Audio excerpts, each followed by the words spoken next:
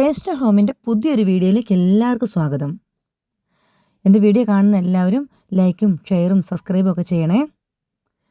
നമുക്കിന്ന് ഒരു ഗരം മസാലപ്പൊടി ഉണ്ടാക്കിയാലോ? അതിന് വേണ്ടിയിട്ട് ഞാൻ ആദ്യമായിട്ട് ഇവിടെ കുറച്ച് ഏലക്കായ എടുത്തിട്ടുണ്ട്. ഒരു 10-15ഓളം ഏലക്കായ എടുത്തിട്ടുണ്ട്. ഈ ഏലക്കായ്ക്ക് നല്ല ഗുണവും മണവും ഒക്കെയുള്ള നല്ല അരിയൊക്കെയുള്ള നല്ലപോലെ മൂത്ത് വിളഞ്ഞ ഏലക്കായ മാത്രം എടുക്കാവുള്ളേ. നമുക്കിതിലേക്ക് ഇനി ഒരു ചെറിയ പിടി ഗ്രാമ്പു കൂടി ചേർക്കാം. ഈ ഗ്രാമ്പു നല്ല എരിവുള്ളതാണ്. ഗരം മസാലയ്ക്കകത്ത് ഏറ്റവും തന്നെ നമുക്ക് ഫ്ലേവർ എടുത്ത് കാണിക്കുന്ന ഒന്നാണ് ഗ്രാമ്പുവും. നമുക്ക് പല്ലുവേദനയൊക്കെ വരുമ്പം ഒരു ഗ്രാമ്പു ഒന്ന് കടിച്ചു പിടിച്ചാൽ ആ പല്ലിൻ്റെ വേദന പെട്ടെന്ന് മാറിക്കിട്ടും. ഇനി നമുക്ക് ഒരു അത്യാവശ്യം വലിപ്പമുള്ള ഒരു 10 പട്ട, അതായത് കറുവാപ്പട്ട കൂടി ചേർത്ത് കൊടുക്കാം. കറുവാപ്പട്ടയ്ക്ക് സ്വതവേ ഒരു ചെറിയ മധുരമൊക്കെയാണ്. വായിലിട്ട് വെറുതെ കടിക്കാൻ പോലും നല്ല ടേസ്റ്റാണ്. ഇനി നമുക്കതിലേക്ക് ഒരു പിടി കുരുമുളക് കൂടി ചേർത്ത് കൊടുക്കാം. കുരുമുളക് എല്ലാത്തരം മസാലക്കറികൾക്കും ചേർക്കാവുന്ന സുഗന്ധവ്യഞ്ജനമാണ്.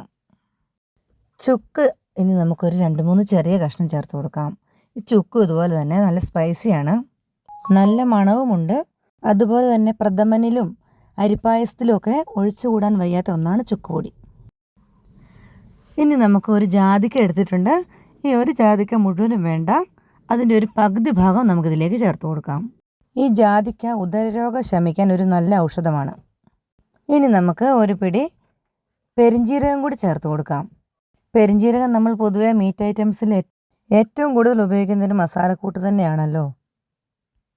ഇനി നമുക്കൊരു ചെറിയ പിടി നല്ല ജീരകം കൂടി ചേർത്ത് കൊടുക്കാം. അതൊരു മണത്തിനും ഒരു ഗുണത്തിനും ഒക്കെയാണ്. നല്ല ജീരകം ഒഴിവാക്കിയാലും കുഴപ്പമില്ല, പക്ഷേ അതിൻ്റെ കൂടെ ടേസ്റ്റ് വരുമ്പോൾ നല്ലൊരു ഫ്ലേവറാണ് അതിന്. നമുക്കൊരു തവ ചൂടായി വരുമ്പോൾ അതിലേക്ക് ഈ സാധനങ്ങളൊക്കെ ഇട്ട് കൊടുക്കാം. പിന്നെ നമ്മൾ ആ പട്ടയൊന്ന് കഷ്ണം മുറിച്ചിട്ട് കൊടുക്കാം, എന്നാൽ അപ്പോൾ വേഗം ചൂടായി കിട്ടും. ഇത് സിമ്മിൽ തീ കുറച്ച് സാവധാനം ചെയ്താൽ മതി. കാരണം നമ്മൾ ഇന്നത്തേനോ ഒരു ദിവസത്തേനൊന്നും ഉണ്ടാക്കുന്നതല്ലോ, ഇപ്പോൾ കുറേ ദിവസത്തേനുണ്ടാവും. അപ്പോൾ അതൊന്നുപോലും ചൂടായിട്ട് കരിഞ്ഞു പോകാനിട വരരുത്. ചെറിയ ഐറ്റംസ് ജീരകങ്ങളൊക്കെ വേഗം കരിഞ്ഞു പോകും. അപ്പോൾ എല്ലാത്തിനും ഒന്നിനും സ്വാഭാവികമായ നിറം നഷ്ടപ്പെടണ്ട. നമ്മളൊന്ന് ചൂടാക്കി എടുത്താൽ മതി. കുറച്ച് സമയം കൊണ്ട് നന്നായിട്ടൊന്ന് ചൂടാക്കി എടുക്കാം. അങ്ങനെ നമ്മുടെ ഇതെല്ലാം നന്നായി ചൂടായി വന്നിട്ടുണ്ട്. അത് ഞാനൊരു പാത്രത്തിലേക്കൊരു പേപ്പർ ഇട്ടിട്ട് ഞാൻ കുറച്ച് സമയം ഒന്ന് റെസ്റ്റ് എടുക്കാൻ വേണ്ടി വെക്കുന്നുണ്ട്. ഒരു സാധനവും നമ്മൾ മിക്സിയുടെ ജാറിൽ ചൂടോടെ ഇട്ട് പൊടിക്കാനോ അരയ്ക്കാനോ പാടില്ല. നമ്മുടെ എല്ലാ സാധനങ്ങളും ഒരു 15 മിനിറ്റ് ആയപ്പോൾ തന്നെ തണുത്ത് വന്നിട്ടുണ്ട്. നമുക്ക് നമ്മുടെ ചെറിയ ജാറിനകത്തേക്ക് അത് ഇട്ട് കൊടുക്കാം. ഇട്ടിട്ട് നന്നായിട്ട് ഒന്ന് പൊടിച്ചെടുത്തു. അങ്ങനെ നമ്മുടെ ഏലക്കായും പട്ടയും ജാതിക്കായും ചുക്കും കുരുമുളകും പിന്നെ പെരിഞ്ജീരകവും നല്ല ജീരകവും എല്ലാം ചേർത്ത നമ്മുടെ ഗരം മസാല റെഡി ആയിട്ടുണ്ട്. എല്ലാവരും ഒന്ന് ട്രൈ ചെയ്ത് നോക്കണേ.